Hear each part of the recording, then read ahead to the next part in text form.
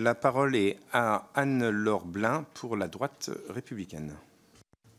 Merci, Monsieur le Président. Alors, ça fait une juste transition quelque part avec ce que vous venez de dire, parce que les systèmes spatiaux sont des multiplicateurs d'efficacité et des catalyseurs de force.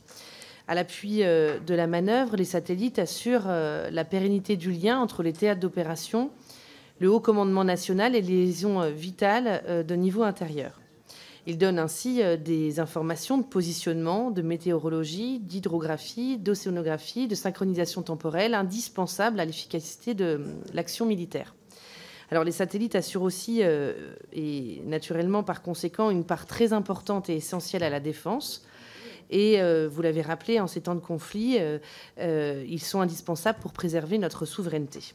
La loi de programmation militaire a consacré 6 milliards d'euros au spatial de défense.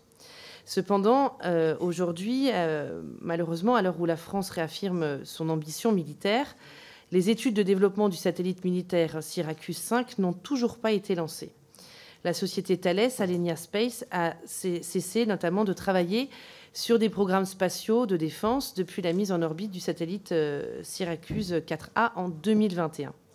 Alors, dans ces conditions, finalement, 3 questions.